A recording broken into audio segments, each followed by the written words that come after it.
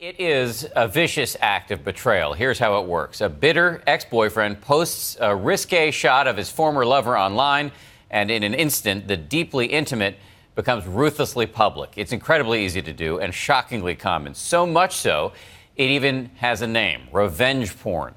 For years, the victims have suffered helplessly, but tonight the tables are turning, and here's ABC's Neil Karlinski. Online, bad news travels fast.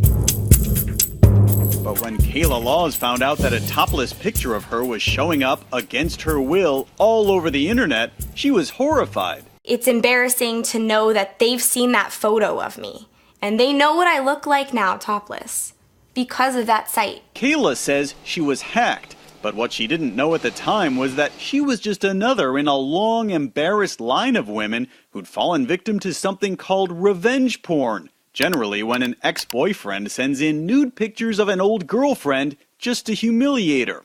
But in this case, they picked the wrong victim with the right mom. It was extremely difficult for my whole family. It wasn't even just my daughter that was victimized. It was really the entire family, because it impacts everybody in the victim's life.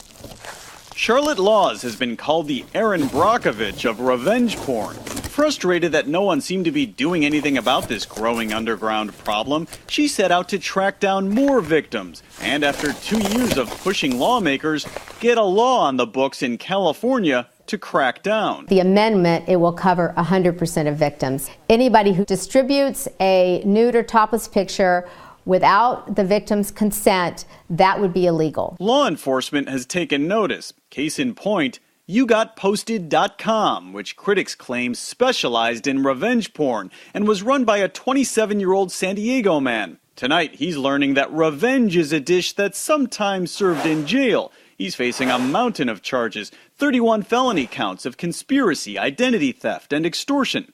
Investigators say he got himself into trouble not by simply humiliating people, but by charging his victims between $250 and $350 to remove the images, using emails sent through a website called ChangeMyReputation.com. Court documents say he collected in excess of $10,000. Money from often desperate victims.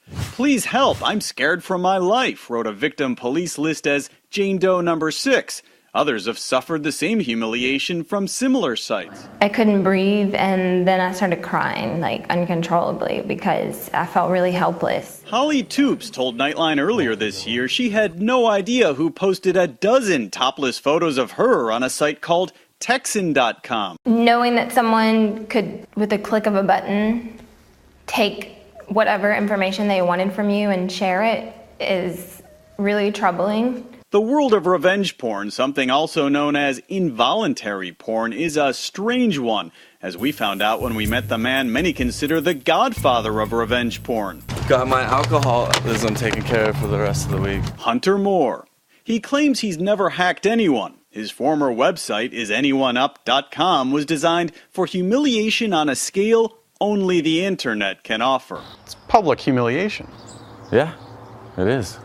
And you are fine with blasting it out and basically ruining, in some cases, other people.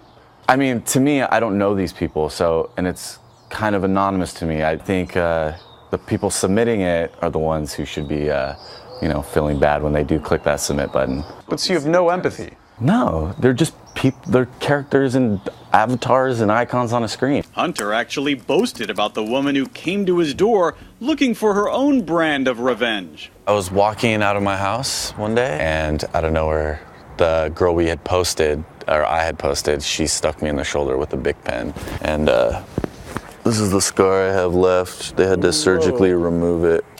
Hunter Moore is no longer in the revenge porn business, but his site, like the others, have had one more unintended shockwave. They've mobilized a small army of angry women into action.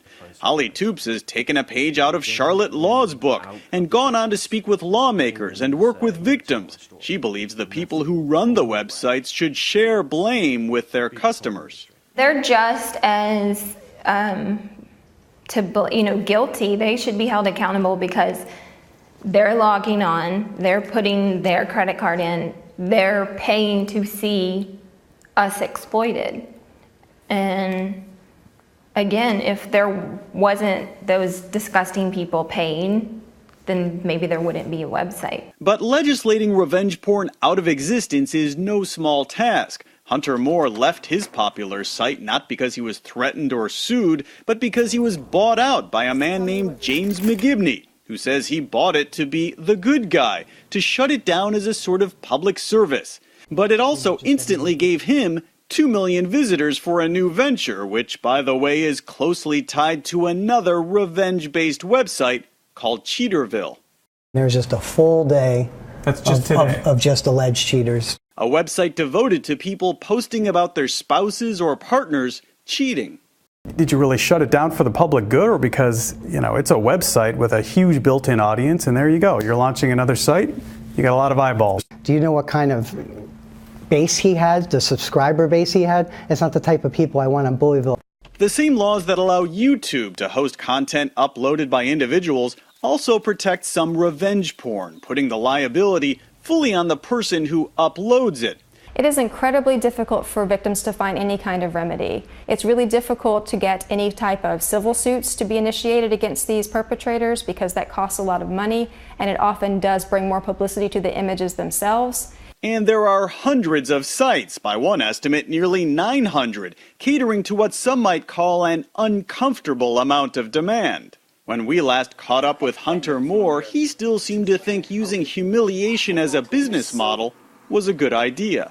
You think at some point when you get older, you might look back at the person you are now? Of course. And have some regret? Yeah, I'm going to grow and change as a person, but right now, and this time, I'm going to take full advantage of people's mistakes and what I've created. Tonight, even as Charlotte Laws celebrates the fact that more states are cracking down on revenge porn, she knows technology is often one step ahead, and people everywhere love taking pictures of themselves and sharing them. The law has not kept up with technology, that's for sure. And it's true. I mean, there are so many pictures on the internet. There's so much information out there. I don't think there's really a way to curb that. I'm Neil Karlensky for Nightline in Seattle.